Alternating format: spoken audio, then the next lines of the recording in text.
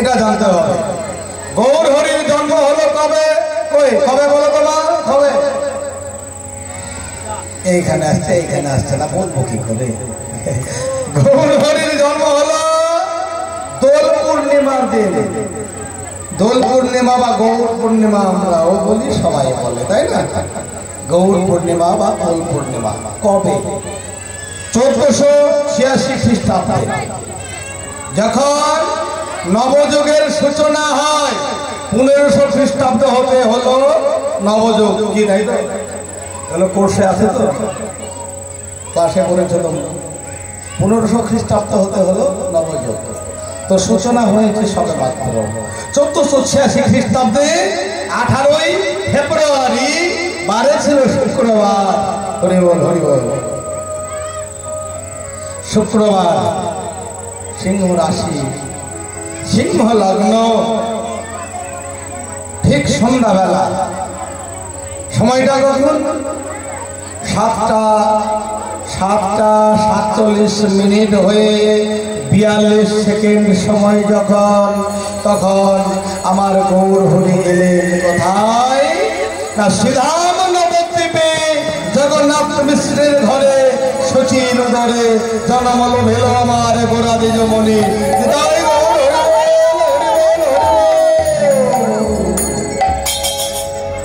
গান করতে হবে না, ওসব গান করার আমি অত সময় নিতে পারবো না। ওসব গৌরে লোরে হইচই করে নিয়ে দিলাম, ঘুরে দিলাম, থাক, ওগুলো আমার দরকার নেই। তো গৌর হরি জন্ম নিয়ে প্রথমে ফার্স্ট কি করলো? যে জাতি অস্পৃশ্যতা, ছোট, একে ছোব না, এর ঘরে যাব না, এ ব্রাহ্মণ, এ জবন, এ হরি ধূম চন্ডাল মেথর মুচি, এইটা দূর করলো। তোমরা মানুষ হলে এসেছো, তোমরা সবাই সমান। নিতাই গৌর হরিবল হরিবল হরিবল। তো দেখুন, এবারে সেই গৌর হরিকে ভজতে হবে, সারতে হবে। সবাই একবার বলো, গৌর রতন। একবার বলো আমার সঙ্গে বলো, গৌর আস্তাই বলি আমার গৌর রতন করে যতন। বলো গৌর রতন করে বলো গৌর রতন করে যতন। বলো তোমরাই বলো। ওই দিক থেকে শব্দটা আসবে, এই দিক থেকে যাচ্ছে, ওই দিক থেকে আসবে। আমার গৌর রতন করে যতন, গৌর রতন করে যতন, রাখিব হৃদয় মাঝে, রাখিব হৃদয় মাঝে, রাখিব হৃদয়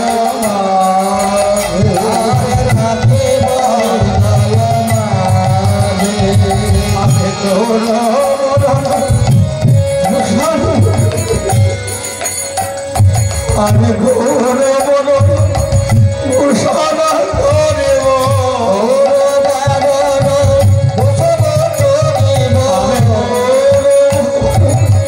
ভূষণ করিব, আমার যেখানে যেমন হবে, আমার যেখানে যেমন সাজে, আমার যেখানে যেমন, আমার যেখানে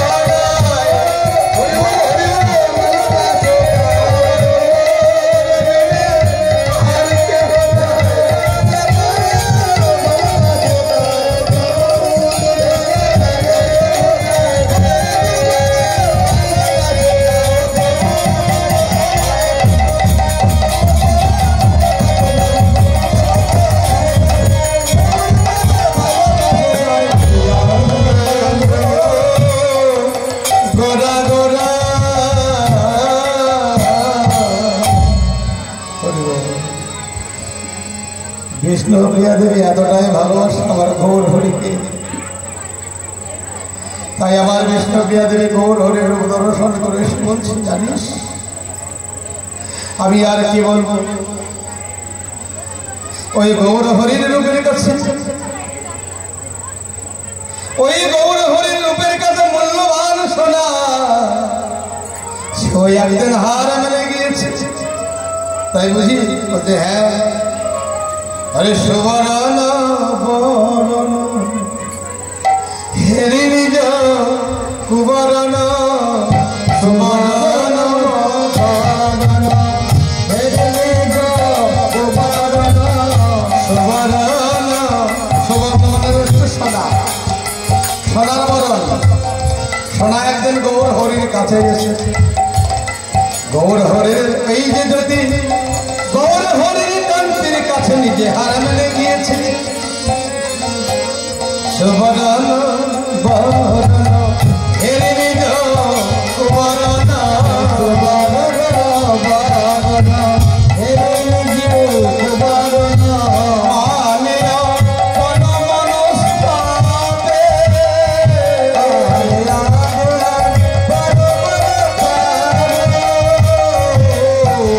নিজ অনুযায়ী ভস্ম সম করইতে,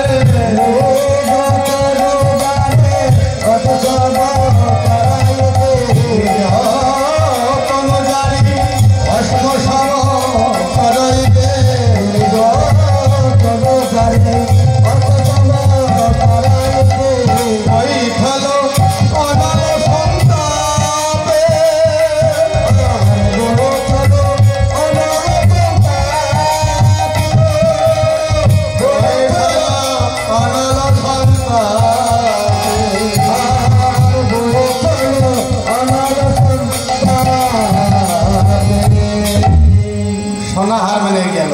গৌর হরির রূপের কাছে বলছে, আমি এই যে আমার এই দেহটা আমার সোনার বর্ণ, সোনার বর্ণ অতি উজ্জ্বল বর্ণ বলে না, আমি গৌর হরির কাছে হার মেনে গেলাম, আমি আমার এই স্বর্ণবর্ণের দেহটা আমি রাখবো না। কৈঠল সন্তাপে মানে আগুনে ছাপ দিয়ে আমি ভস্ম সম করা যেতে, মানে ছাই করে দেবো, ভস্ম মানে ছাই, আমি এই দেহটাই আর রাখবো না, আমি এই দেহটা আর রাখবো না। এই বলে সোনা অতি দুঃখ করে গৌর হরির রূপের কাছে, জ্যোতির কাছে, ক্রান্তির কাছে হার মানে নিজের তুলে ফিরে গেল। পড়াই করে এসেছিল সোনা। তারপরে কি হলো, আমার পদকর্তা প্রাণ ভরে দর্শন করছে। আজ আমার ভাবনি যে পদকর্তা বিষ্ণুপ্রিয়া ভাবাপন্ন হৃদয়ে বলছে, ওরে কাঞ্চনা রে, কাঞ্চনা রে, তুই কিসের তুলনার দিবি, এত জগতে আর কি বাই আছে, তার সঙ্গে তোর গৌর হরির তুলনা দিবি। তবে শোনো, যা সব বিধিক অধিক নাহি অনুভবে, তুলনা দেবার নাহি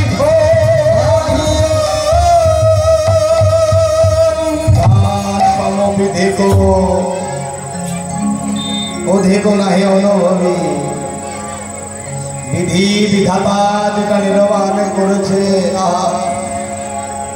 সেই নির্মাতা এত সুন্দর রূপের মানব তৈরি করেছে, ইহ জগতের আর কিছুই নাই যে তার সঙ্গে তুই তুলনা দিবি, করে বিষ্ণুপ্রিয়া। তবে একটাই কথা শোন, যা সমবিধিক অধিক নাহি অনুভবী, তুলনা নেবার নাহি। হরি বল হরি বল, জগদানন্দন কহি ওহ তুলনা তো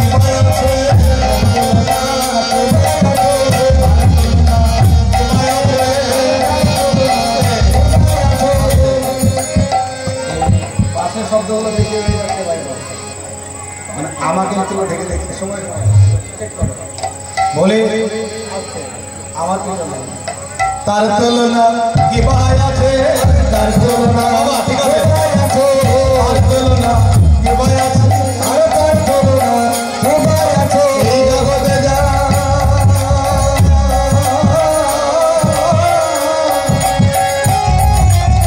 জগতে যার তুল মেলে না, তার তুলনা কি ভাই আছে জগতে যা